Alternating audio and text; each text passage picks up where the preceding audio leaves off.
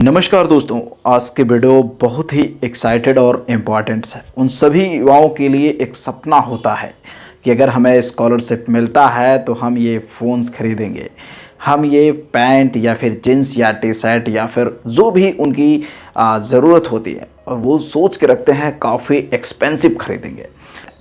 तो मेरा नाम है भीमा चित्रा और आज की गुड अपडेट ये है दोस्तों कि आप लोगों का स्कॉलरशिप 100% मिलने वाला है। ये मेरी स्टेटमेंट नहीं है, ये यूपी गवर्नमेंट का एक बजट पास हुआ है और उसमें ये कहा गया है कि बच्चों को किस तरह से स्कॉलरशिप दिया जाएगा। अब कहने का मतलब ये है दोस्तों कि इस बार जितने भी ओबीसी वर्ग, जनरल वर्ग, एससी वर्ग, जो भी लोग हैं उन सभी को भर भर के स्कॉलरशिप मिलने वाला है।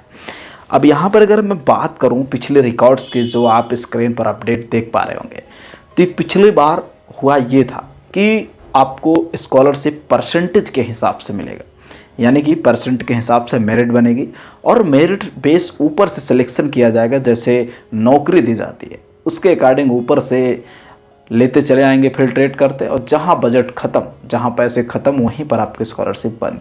ये स्कीम लाने वाली गवर्नमेंट हमारे उत्तर प्रदेश की वर्तमान गवर्नमेंट, इन्होंने ये प्रयोग किया और ऐसा इन्होंने इसलिए किया कि इनके पास बजट नहीं था। इन्होंने कहा कि बच्चे काफ़ी ज़्यादा हैं और हमारे पास बजट कम है, जिसकी वजह से हमें ये प्रक्रिया करनी पड़ रही है।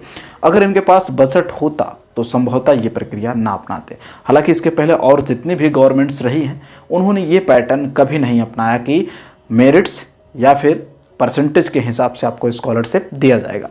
उन्होंने स्कॉलरशिप फॉर्म भरवाया, अगर आप एलिजिबल हैं, आपके सारे डॉक्यूमेंट्स जो वेरिफिकेशन किए जाते हैं वो सही हैं, तो आपको स्कॉलरशिप मिला रहा होगा, जहाँ तक मेरी जानकारी रही सोशल मीडिया के हिसाब से। लेकिन पिछले कुछ वर्षों से एक नया पैटर्न आया है जिसका शिकार ऑलरेडी मैं खुद हुआ हूँ। दूसरे की बात क्या करूँ, मैं मास्टर ऑफ सोशियोलॉजी से यानी कि एमए कर रहा था अभी रिसेंटली कुछ दिन पहले। तो हुआ ये कि मेरा जो ग्रेजुएशन है, ग्रेजुएशन 62%, जिसको हम बोल सकते हैं 62.5% के समथिंग है। लेकिन जब मेरा मास्टर ऑफ आर्ट्स यानी कि सोशियोलॉजी से है, तो मैं जब एमए किया तो एमए का मेरा रिजल्ट आया समथिंग 65%। लेकिन मुझे फर्स्ट ईयर में स्कॉलरशिप नहीं मिला। आई थिंक मैं सर्टिफिकेट्स अपना स्क्रीन पर लगा दूंगा, आप देख सकते हैं। तो हुआ ये कि मुझे स्कॉलरशिप नहीं मिला, लेकिन जब मैंने उसका कंप्लेन किया समाज कल्याण में तो रिपोर्ट्स ये निकल कर आई कि मेरिट्स जो बनी है वो 65% से एबव बने हैं, इसलिए आपको नहीं मिलेगा। और ये परसेंटेज देखा कैसे जाता है, आप जिस क्लास में पढ़ रहे हैं उसके एक वर्ष पहले का। तो मेरा जो बीएससी था, ठीक है, बैचलर ऑफ साइंस, उसमें हुआ यह कि मेरा 62.5% है, तो जिसकी वजह से मुझे स्कॉलरशिप नहीं मिला। इसके बाद जब मैं सेकंड ईयर में यानी कि एमए के सेकंड ईयर में स्कॉलरशिप भरा तो मेरा यहाँ समथिंग 65% था एमए पार्ट 1 में। तो जो स्कॉलरशिप की मेरिट बनी वो 64% पे बनी। तो यानी कि मुझे सेकंड ईयर में एमए का स्कॉलरशिप मिला।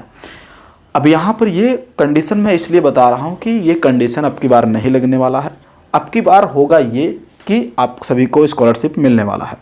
अब यहाँ पर पूरा जो अपडेट है आप स्क्रीन पर देख पा रहे होंगे। ओबीसी के सभी पात्र विद्यार्थियों को छात्रवृत्ति देने की तैयारी की जा रही है। प्रदेश सरकार इस बार अन्य पिछड़ा वर्ग यानी कि जिसको ओबीसी बोलते हैं, सभी पात्र विद्यार्थियों की छात्रवृत्ति देने की तैयारी कर रही है। इसके लिए 922 करोड़ रुपए ज़्यादा बजट दिया गया। तो जाहिर सी बात है, अगर बजट बढ़ाओगे तो सबको मिलेगा। वो जो फिल्ट्रेट का सिस्टम था मेरिट बेस्ड, वो मेरिट बेस्ड नहीं रहेगा।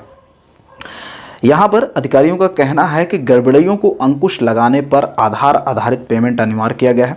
इसके लिए जाहिर सी बात है, जो अपात्र बच्चे हैं, जो फर्जीवाड़ा होता है वो बिल्कुल रुकेगा, इस बात को हम एग्री करते हैं। लेकिन छात्र जो सही छात्र हैं उनको स्कॉलरशिप मिलेगा। सरकार 2 लाख रुपए सालाना आमदनी वाले ओबीसी परिवार के छात्रवृत्ति के साथ शुल्क भरपाई सुविधा देने की बात की है। आपको बता दें कि पिछली कक्षा में उनके न्यूनतम 50% अंक होने चाहिए, ठीक है, तो आपको स्कॉलरशिप मिलेगा। मैंने आपको अपनी रिकॉर्ड बताई कि मेरा 60 यानी कि 60 से प्लस था, उसके बाद भी नहीं मिला था, लेकिन इस बार आपको मिलेगा भाई। संकेत आप समझ सकते हैं ये ऑफर आपको क्यों है। ये कोई परमानेंट थियरी या फिर लॉ नहीं है जो आपको हर वर्ष फॉलो कराया जाएगा। बम्पर ऑफर है, मज़े ले लो, लूट लो, ठीक है। तो स्कॉलरशिप अगर अभी तक आपने नहीं भरा है तो स्कॉलरशिप ज़रूर भरना, आपका स्कॉलरशिप आएगा।